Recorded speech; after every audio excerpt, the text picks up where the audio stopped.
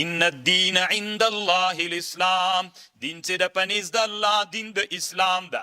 ومختلف الذین اوتوا الكتاب، اختلاف نه د کړي هغه کسانو چې کتاب ورکړل سوی، الا من بعد ما جاءهم العلم، مگر پس لدی چې دوی ته ورکړل سو علم، بغیا بینهم، د لوجې د حسد په خپل مابین کې. ومن یکفر بآیات الله فإن الله سریع الحساب. طالبانو اهلی کتابو ته چې کتاب ورکړل سو، کله چې انسانان په علم باندې پوه سول، پس له هغوی نه دوی اختلاف وکړو. د اختلاف د څه د وجې نه و؟ د حسد د وجې نه. یو ملا د بل ملا خبره ځکه نه منله، حسدن یې نه منله. نو دا سبب د دې وګرځېده چې ټول امت ټوټه سو او بني اسرائیل په ټوټو ټوټو باندې تقسیم سول.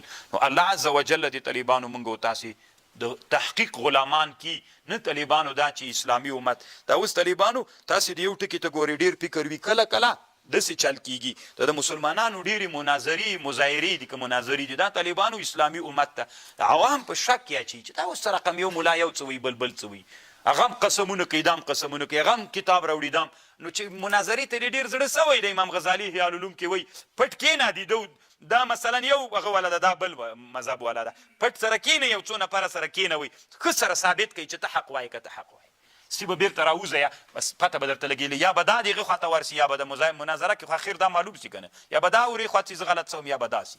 دا یې طالبانو ثبت کي او بیا یې دنیا ټول مسلمانان پرې باندې خبر کي چې دغسې مسله ده. یو مقصد دا وي چې زه یم، بل وي چې زه یم.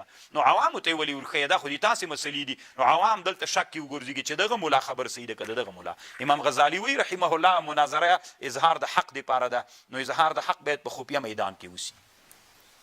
دا طالبانو ډېر زیات تاوان مسلمانانو ته کوي. یو قسم مسلمانان ګورې الحاد ته هڅوي، تاسې د الله پوه کي په دې باندې، بیا تاسې ته معلومات کېږي څه فایده.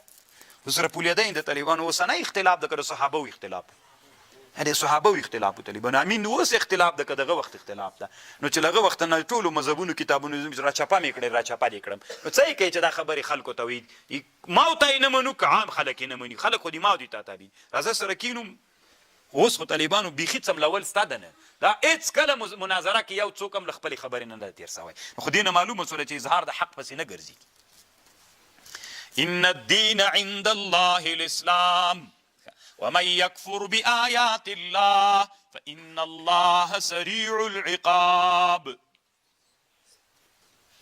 ان الله سریع الحساب. طالبانو موسی علیه السلام چې کله وفات کېده، او یا نفر علماو د بني اسرائیلو راوغوښتل تورات یې ورته دا مې تاسې ته وسپاره، تاسې امینان پرې باندې ګرځومه. بیا هغه یوشع ابن نون هغه خلیفه د ځان وګرځه. یو قرن، اول قرن چې تېر سو، یو څه کار جوړ سو طالبانو. دویم قرن نورم ګمراه سول. دریم قرن کې طالبانو چې د اهلي کتاب ټول ټوټه ټوټه سول، توراتو کې بدلونونه راوستل. فإن حاجوک، کچیرته دوی مجادله وکړله تا سره په دین کې، فقل ورته وایه اسلمت وجهي لله. فإن حاجوک، که دوی تا سره مجادله په دین کې کوله، ورته وایه اسلمت وجهي لله ومن اتبعني، ما کېښودلی ده وجهه مې، ما کېښودلی خپل مخ الله ته، ومن اتبعني، او هغه چام کېښودلی چې د ما تابعداري کوي. وقل وایه للذین، کسانو ته چې کتاب ورکړل سوی، والامین، اسلمتم، ایا تاسې اسلام راوړی؟ فإن اسلموا، کچرته دوی اسلام راوړي، فقد اهتدوا، وإن تولوا فإنما عليك البلاغ والله بصير بالعباد. ان الذين يكفرون بآيات الله، هغه کسان چې کفر کوي په آیتونو د الله، ويقتلون النبيين، او دوی شهیدانوي نبیان بغیر له حق نه، ويقتلون الذين، قتال کوي له کسانو سره، یأمرون بالقسط، چې امر کوي. دا داسې چل و طالبانو ورونو. ابو عبیده ابن جراح وی ما د رسول علیه السلام ته ویلې تر ټولو نه به سخت عذاب دی چا وي؟ ابو عبیده ابن جراح وی رسول علیه السلام راته ویلي هغه خلک چې هغوی نبي، یو سړی راجیک سي نبي مړ کي، یا یو سړی راجیک سي هغه څوک چې امر بالمعروف کوي هغه مړ کي. تر ټولو نه سخت عذاب د دوی دی. وی بیا نبی علیہ السلام دا آیات راته ویلې او بیا راته ویلې ای ابو عبیده بنو اسرائیلو د ورځې په اول کې چې ورځ شروع سوله په اول کې 43 انبیا شهیدان کړل په یوه ورځ باندې په همدغه ورځ کې اویا نفره داسې انسانان راغلل چې دوی ته ویلې چې ولې د انبیا شهیدانوئ ما کوئ دا ظلم امر بالمعروف یې ورته کو په اخر د ورځې کې اویا نفر انبیا هغه امر بالمعروف ولم شهیدان کړل ان الذين يكفرون بآيات الله ويقتلون النبيين بغير الحق ويقتلون الذين يأمرون بالقسط من الناس فبشرهم بعذاب أليم اولئك الذين حبطت اعمالهم دا کسان دي چې باطل دي اعمال یې فی الدنیا والآخرة وما لهم من ناصرین نسته دوی لره نصرت کوونکي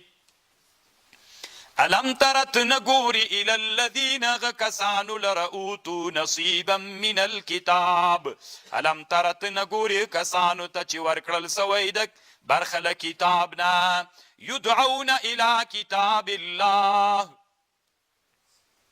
دوی را بلی خلق کتاب د الله ته دا داسې چل و طالبانو ورونو په بني اسرائیلو کې یوې ښځې یو سړي زنا کړې وه داسې غټ خلک ول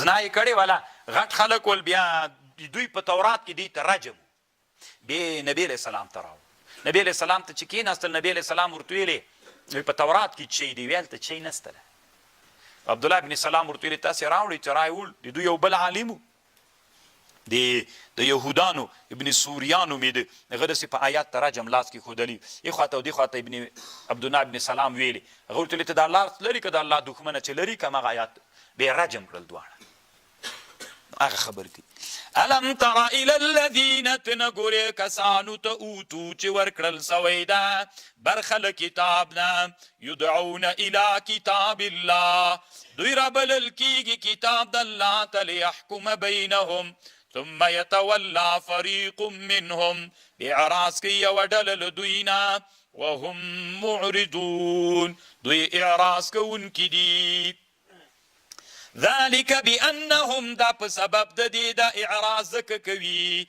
بأنهم قالوا لن تمسنا النار إلا أياما معدودات من نمس کوي اور مگر ورځې معدودې وغرهم في دينهم غلولي دي دوی په دین کې ما هغه شي کانو یفترون فکیف څنګه به وي اس جمعناهم چې کله دوی را جمع کومون په غورس کې لا ریب فی ووفیت کل نفس ما کسبت وهم لا یظلمون